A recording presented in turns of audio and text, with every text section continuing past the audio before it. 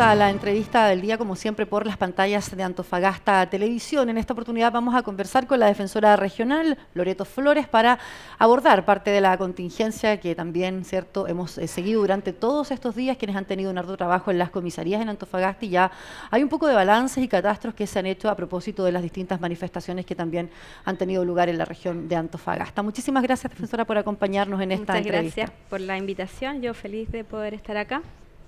Defensora, precisamente quisiera partir por un punto quizás de los más básicos, pero para que quienes nos están viendo puedan entender. ¿Cuál es el trabajo habitual que realiza la Defensoría Regional y Penal Pública, claro? ¿Y cuál es el trabajo que han debido un poco mutar quizás en estas condiciones, ¿cierto? En las condiciones de manifestaciones actualmente. La Defensoría Penal Pública es un servicio público que presta defensa penal a cualquier persona que se le imputa un crimen, un simple delito o una falta penal. Y esto es desde que se inicia cualquier tipo de imputación en contra de esa persona hasta el término de su sentencia penal, hasta el último día que termina su sentencia penal. Ese es el ciclo. Normalmente, en un contexto de normalidad, las personas pueden ser detenidas en flagrancia o se puede iniciar una investigación por parte del Ministerio Público, y lo que se garantiza a través de tratados internacionales que se materializan en la creación de la Defensoría Penal es que cuando una persona está o es llevada al tribunal, siempre va a haber un defensor o una defensora penal que va a defender los derechos de esa persona frente a la imputación del Estado. Entonces, y ese servicio puede ser gratuito o no, dependiendo también de los ingresos de las personas que son investigadas o detenidas. También una persona puede ser detenida en flagrancia, y cuando eso ocurre, tiene 24 horas para ser puesta ante un tribunal. Durante ese lapso, normalmente está digamos, bajo carabineros o bajo funcionarios de la PDI. Y en ese contexto, los defensores, si son alertados, también pueden ir a entrevistarlos en las comisarías o en los recintos de investigaciones para determinar algunos antecedentes en caso que así sean requeridos. La regla general es que los defensores no van a las comisarías. Normalmente los hechos ocurren en la noche, no temprano, y hay una cierta comunicación con el Ministerio Público. Si hay una situación irregular, vamos. Si no, esperamos hasta el día siguiente, cuando los detenidos son puestos a disposición del tribunal, y ahí se entrevista. A propósito de estos ya 21 días más o menos de manifestaciones sociales, la Defensoría entendió que el rol para defender las condiciones de detención de toda persona estaba en las comisarías. O sea, claro, aquí es el primer cambio, en Exacto. definitiva, es decir, porque hemos visto a los funcionarios justamente en las distintas comisarías, no solo en Antofagasta, sino también en otras comunas haciendo el trabajo, ¿no? Exacto.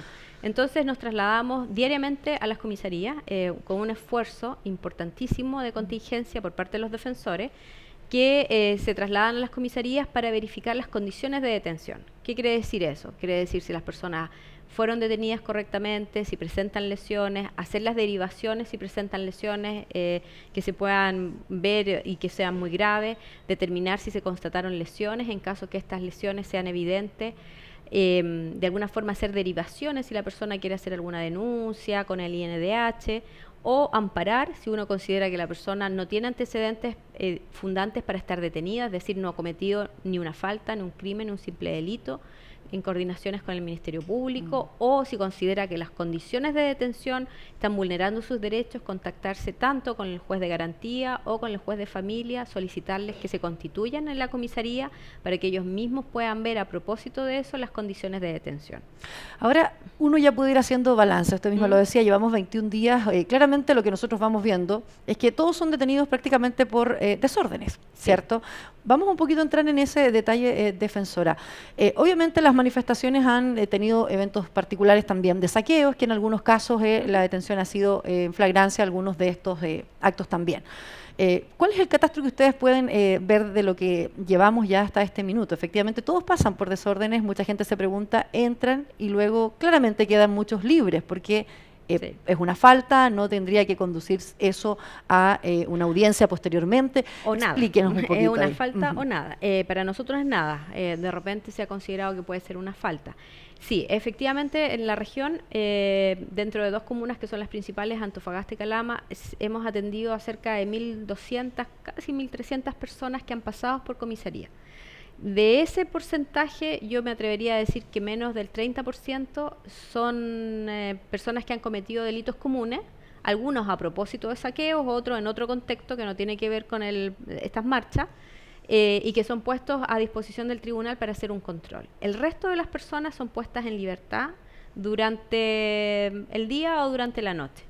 Y bueno, básicamente eso es bastante irregular, porque normalmente las personas que se detienen, por regla general, salvo un porcentaje muy menor, son puestas en libertad, pero si se detiene es porque ha cometido claramente un delito, que a lo menos el Ministerio Público quiere investigar los antecedentes para determinar si efectivamente es lo que dicen o no en términos de penalidad, etcétera.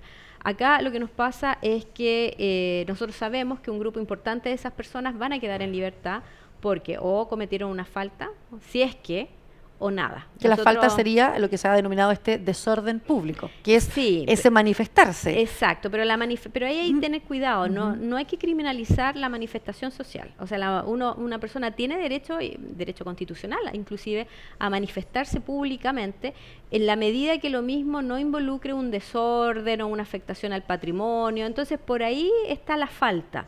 Pero nosotros... Que es como la línea muy delgada, exacto. efectivamente, en que se determine eso, ¿no? Exacto. De todas formas, el Ministerio Público, creo yo, que fundamentalmente ha tomado la decisión que, salvo que hayan casos de saqueos, de daños evidentes a la propiedad, las personas se les libera una vez que son puestos en la comisaría y se hace el parte correspondiente y el apercibimiento correspondiente. ¿Qué significa percibir? Es como una infracción de tránsito que a uno tiene que dejar un domicilio donde le va a llegar la documentación o cualquier carta para contactar en el futuro en el evento que el Ministerio Público considere que estamos frente a una falta. Pero la mayor parte de los que han sido detenidos hasta ahora, en todos estos días que llevamos, finalmente, claro, no conduce a nada. Todos están prácticamente en libertad, ¿no? Sí.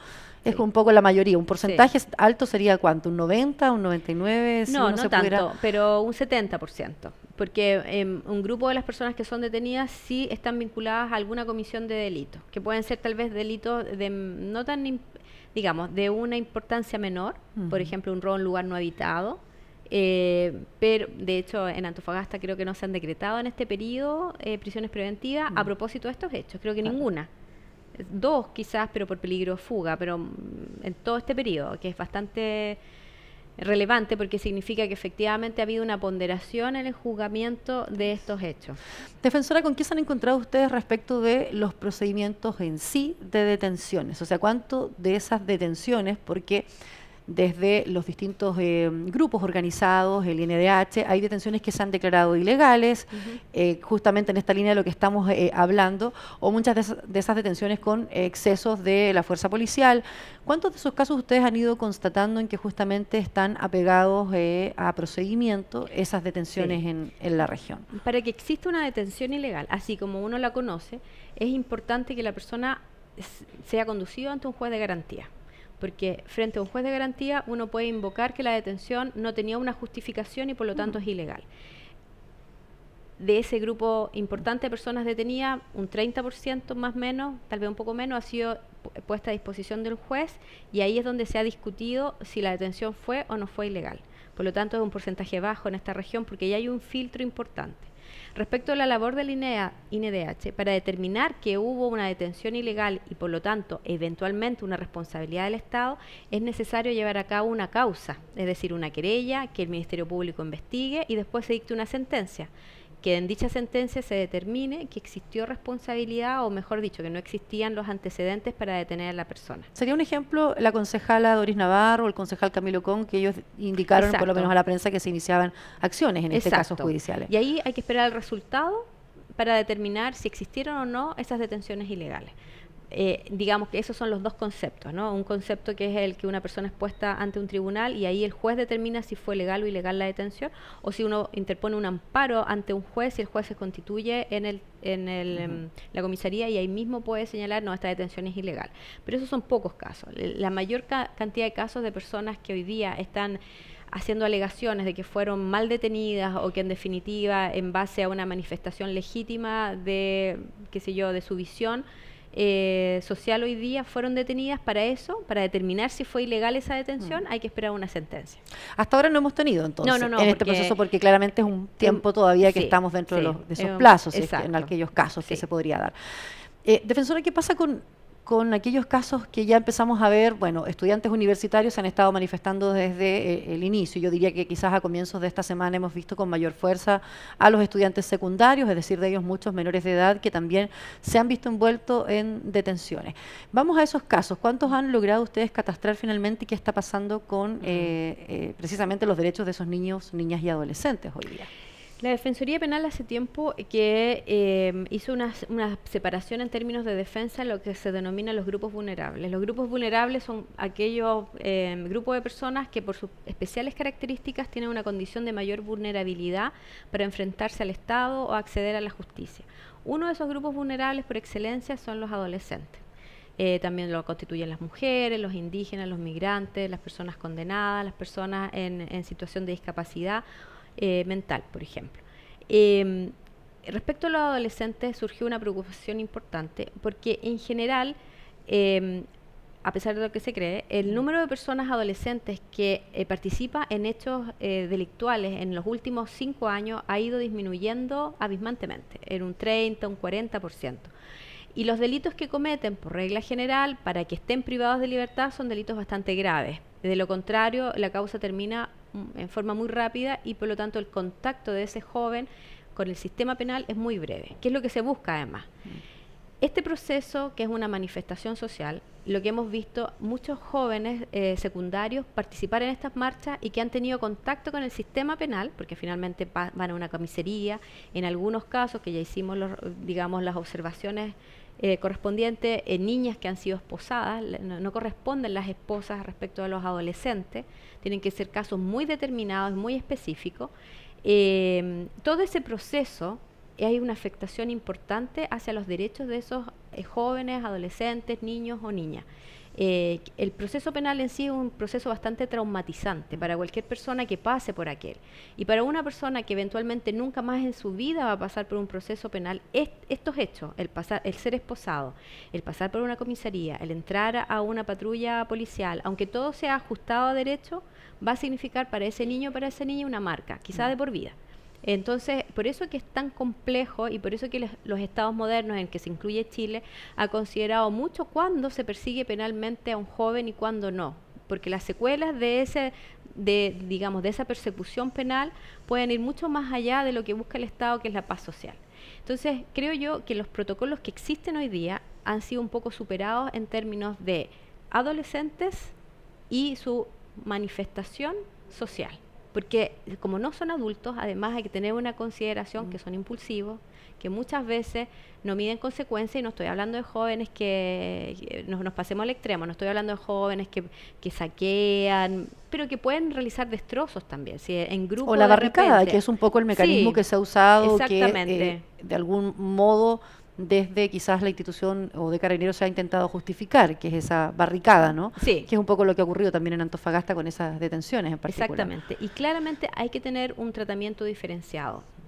Por ejemplo, en las comisarías no pueden estar juntos personas adultas y personas adolescentes. Entonces, cuando hay una detención importante de secundario, claramente las comisarías no tienen las condiciones para esa separación. En Antofagasta y en Calama, que son las localidades donde se han producido mayores detenciones, lo han hecho las comisarías. Nosotros hemos estado en las comisarías y nos hemos dado cuenta, solo 1 o 2 casos en los cuales nosotros mismos hicimos la observación, pero en general se hace la separación. Partiendo por ahí. Segundo, los adolescentes, por regla general, siempre tienen que constatarle lesiones, aunque no tenga lesiones evidentes, lo que naturalmente retrasa mucho un proceso, porque significa ir a constatar lesiones y después regresar. Todo este proceso es para un adolescente muy traumatizante y por lo tanto es por eso que uno, en ese sentido, uno dice, tiene que tener una clara manifestación de un hecho que va más allá de la manifestación social, tomar detenido a un adolescente. Usted decía adolescentes esposados por redes sociales, circulaban fotografías justamente en uno de los casos de protesta de estos días. ¿Y qué pasa en esos casos? O sea, la Defensoría actúa también poniendo un reclamo específico respecto, en este caso por ejemplo, de aquellos claro, casos. En este caso hicimos reuniones de coordinación, tanto con la directora del Sename y el Sename en general, para manifestar estos hechos, tanto para hacer ciertas coordinaciones que es posible hacer en estos eventos. Es decir, si nosotros sabemos que los estudiantes secundarios están participando en marcha, También podemos coordinar, por ejemplo, el trasladar a alguna persona del servicio de salud a las comisarías, cosa que la constatación de lesiones se haga en las comisarías y sea un procedimiento más expedito, más rápido y que los jóvenes puedan adquirir su libertad rápidamente y sobre todo temprano. Porque no es lo mismo dejar en libertad a un adulto que dejar en libertad a un adolescente. Tenemos que buscar un adulto responsable y si no, tenemos que ver qué institución nos puede ayudar para ir a dejar ese joven o la joven a su domicilio. Pero en el caso de quienes fueron esposados, ¿eso se comprobó, defensora, efectivamente? Nosotros no tuvimos, claro, o sea, nosotros sabemos que fueron esposados y sabemos de qué comisaría también e hicimos el reparo inmediatamente, porque entendemos que en el contexto fue una situación excepcional. Entonces, y lo que nos hemos enfrentado es que todos los días están pasando situaciones que son excepcionales. Defensora, respecto, por ejemplo, del caso también, no solo niños, niñas y adolescentes, sino que es una cuestión también de género. ¿Qué pasa con esas detenciones? Personal policial masculino frente a menores que en algunos casos en Santiago, yo desconozco si acá efectivamente habrá alguna denuncia de esas características, pueden incurrirse, ¿cierto?, en irregularidades también respecto de esas detenciones. Es muy complejo, a eso le decía que hay que ponderar mucho respecto de la detención de niñas en el fondo. Y Carabineros tiene que vislumbrar efectivamente que debe haber una mayor protección cuando estamos frente al caso de niñas que son detenidas. En Antofagasta tuvimos casos, lamentablemente, de detenciones en las cuales se denunció violencia sexual, pero fue a propósito del estado de excepción y no fue por Carabineros, sino por militares. Eso sabemos que las víctimas se iban a querellar, de eso tenemos conocimiento, recibimos la denuncia, la derivamos y orientamos. Otro tipo de denuncia específica no hemos tenido, pero lo importante es evitar que estas situaciones puedan ocurrir y por lo tanto para eso es que es tan importante los protocolos. El protocolo ahí sería lo correcto. ¿Qué ocurre? Tiene que haber una funcionaria femenina. Una funcionaria femenina. Sí. Y en el caso de que esas detenciones que usted decía, quizás un funcionario de la Seremía de Salud o presencia del Sename, porque vamos a tener en los próximos días distintas manifestaciones que de seguro vamos a tener secundarios nuevamente en las calles. Sí. ¿Qué sería lo correcto si es personal policial quisiera, por una razón justificada, me imagino, detener a un adolescente, defensora? Bueno, lo primero es que ese adolescente tiene que ser puesto a disposición de ir a la comisaría en la forma más rápida posible, porque lo más complejo es cuando un adolescente es tomado detenido y los familiares, los padres o los mismos compañeros no saben dónde está, y eso genera una incertidumbre que al grupo les produce mucho estrés. Entonces se dirigen a la comisaría en grupo para saber dónde están, por lo tanto tiene que ser lo más rápidamente puesto a disposición de la comisaría para hacer el ingreso.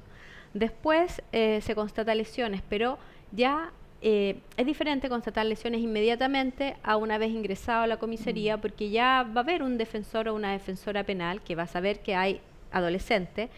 En general, hay una visión en términos a una diferenciación entre los adultos y los adolescentes. Eso existe en la cultura de Carabineros, en la cultura jurídica, eso ya está. Lo que no estábamos acostumbrados es al número de adolescentes que participan en estos hechos, porque en general son muy pocos los adolescentes que participan en el proceso penal. Y lo correcto sería que fueran acompañados con personal femenino, cosa que no siempre ocurre. También convengamos que muchas veces esto no es posible por el número de personas detenidas, es decir, el día martes hubo en Calama cerca de 50 o 48 adolescentes detenidos, el día miércoles en Antofagasta también, yo creo que superó los 50 personas también, niñas que fueron detenidas. Entonces, claro, frente a esos volúmenes se producen estas descoordinaciones que pueden llegar a ser constitutivas, inclusive vulneración de derechos.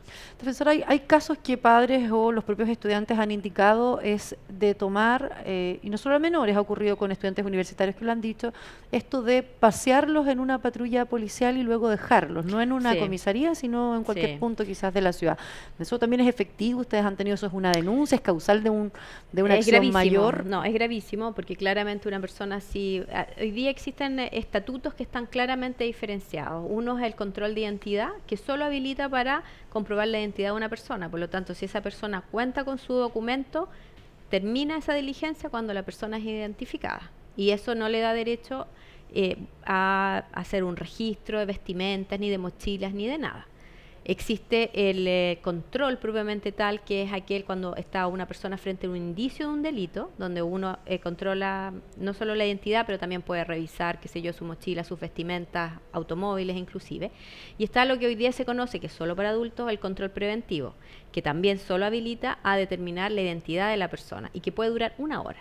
Entonces, ninguno de esos 3 eventos autoriza a que las personas sean conducidas a un carro policial y salir del lugar donde estaba esa persona. Si eso ocurre, tienen que llegar al cuartel policial, porque significa que Carabineros consideró que a lo menos está ocurriendo una falta. ¿Cuál es el problema de aquello? Nosotros hemos tenido denuncias de aquello, pero no formales, porque las personas al no llegar a la comisaría no las podemos entrevistar. Entonces, solamente nos han comunicado algunos abogados de algunos casos que así han ocurrido, pero claramente nosotros no hemos constatado ese hecho como servicio público. Defensora, desde Fiscalía, por ejemplo, se utilizó un correo en esta contingencia precisamente para pedir que la gente enviara fotografías respecto de delitos o constituyentes de algún delito. Desde los defensores, ¿hay algún canal de comunicación? Porque es cierto, durante estos días circulan muchas denuncias, pero que cuando uno consulta finalmente no llegan a formalizarse. Y voy a citar aquí a un medio regional. El Regionalista precisamente publica una denuncia respecto de un posible o presunto centro de tortura en Antofagasta. Pero cuando uno pregunta al resto quizás de organismos, no hay una denuncia formal de aquello. Lo mismo con estos casos de que a personas las estarían dando vueltas o posibles torturas en Antofagasta. Entonces, desde la Defensoría tampoco no existe ese como llamado, porque ustedes se constituyen en las comisarías. Claro, o sea, no es como un canal que uno dijera pudieran ser llamados a que la gente los denuncie ante ustedes. Exacto. A eso me refiero. No, pero lo que nosotros tratamos de utilizar, por lo menos en la región, es el Twitter.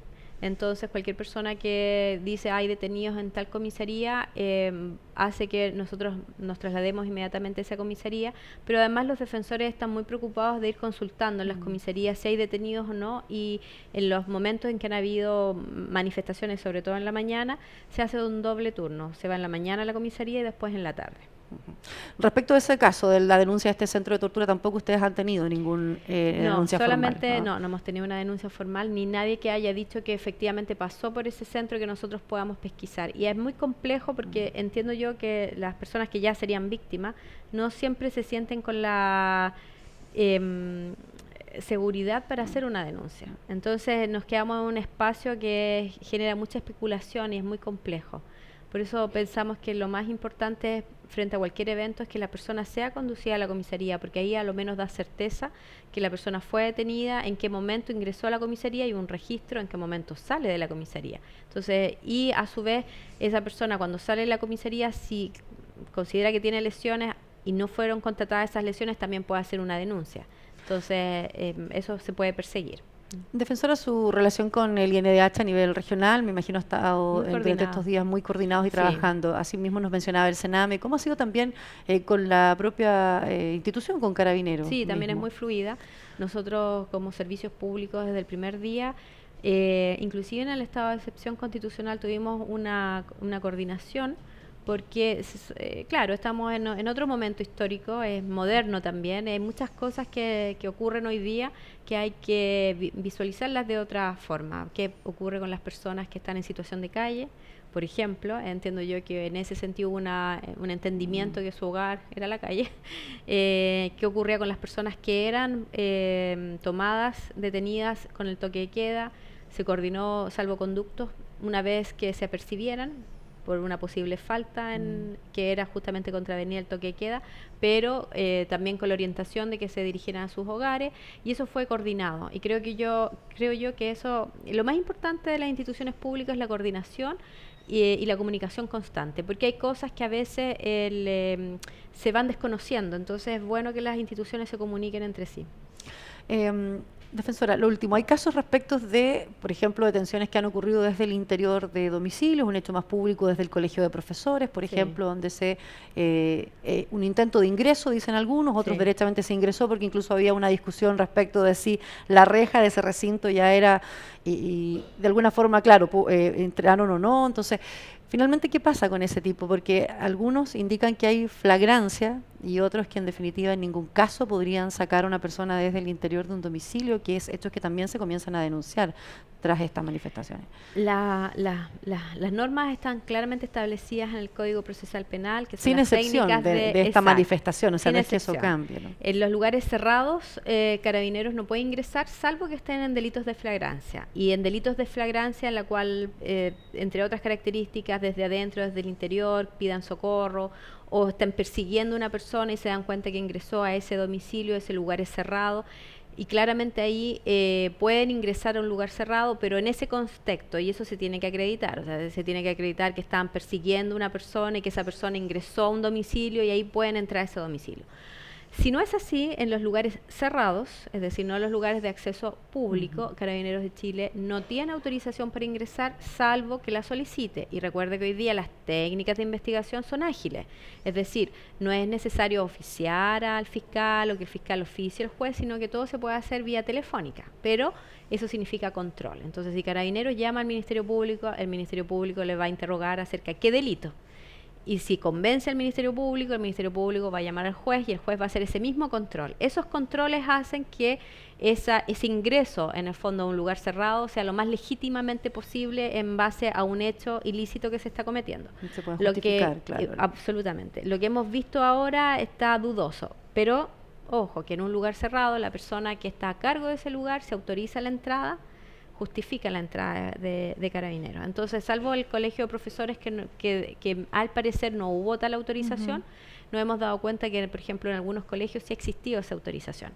Y que ahí el llamado quizás a la comunidad, es darse cuenta que si es posible resolver los conflictos internamente, hay que buscar esa vía antes que exponer, sobre todo a los adolescentes, a una situación de detención, que va a ser muy traumatizante porque hay que recordar que los adolescentes están en una etapa de desarrollo y esa etapa de desarrollo los puede afectar mucho, no son adultos y por lo tanto siempre hay que propender a la protección de ellos porque son un grupo especialmente vulnerable.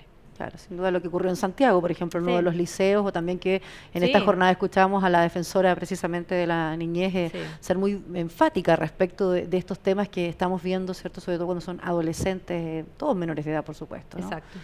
Defensora, yo le veo acá un documento y quisiera repasar con usted, pero antes con una pregunta. Lo que pasa es que también se ha vuelto muy habitual a través de redes sociales que cada vez que detienen a alguien, todo el mundo dice, grita tu nombre, tu root, efectivamente se ha vuelto y todo el mundo se pregunta un poco en base a qué es eso o por qué lo estamos viendo, en definitiva, defensor, y quizás por ahí podríamos entrar algunos de esos derechos. Bueno, en primer lugar, porque cuando uno va a la comisaría puede preguntar por una determinada persona. Es decir, nosotros tenemos un registro en que, no sé, Loreto Flores fue detenida, porque la vimos que gritó su nombre y por lo tanto yo sé que fue detenida y aquí, por lo menos en Antofagasta, hay tantas comisarías, por lo tanto o está en esta, o está en esta, o en esta no está en la otra. Eso yo creo que es el primer concepto de certeza, es decir, que la persona fue detenida y por lo tanto vamos a ir a las comisarías a buscar por esa persona precisa y determinada. La Defensoría Penal Pública no tiene que preguntar por una persona precisa determinada, solo pregunta por los detenidos, nada más. Y por lo tanto, si alguien nos pregunta por un nombre, nosotros podemos averiguar en qué comisaría está o no está. A diferencia de un abogado privado, porque también hemos visto muchos abogados particulares en las comisarías, ¿no? Los abogados privados, la verdad es que el derecho a defensa y el derecho a defensa frente a una acción penal, ya un término más genérico, está consagrada en los tratados internacionales y el derecho a defensa es amplio. Si bien es cierto, hoy día nuestras normas regulan cómo se accede a un detenido, es decir, con patrocinio de poder, en definitiva, siempre eso va en protección a la persona que va a ser defendida, nunca en contra de esa persona. Por lo tanto, si hay abogados que quieren ir a las comisarías, aunque no pertenezcan a la Defensoría Penal, nosotros consideramos que tienen pleno derecho a hacerlo y que la Constitución y los tratados internacionales suscritos por Chile lo autorizan. Pero normalmente les piden a su vez que se identifiquen a quién van a ver y bueno, ahí se ha dado una situación. Sí. Eso no con la Defensoría. La Defensoría va como labor genérica a entrevistar a todas las personas salvo a los que tengan abogado particular, que ahí sería como la excepción. Si una persona es detenida, estos son los derechos de las personas detenidas, en primer lugar tiene derecho a ser tratado como inocente. O sea, eso es la primera obligación de cualquier Estado de Derecho.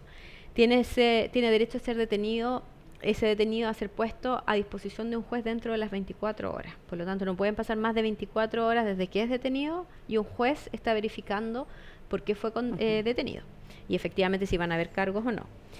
Que el juez revise eso, ese es un derecho básico también. Ahora, claro, si una persona es puesta en libertad antes, eso no va a ocurrir.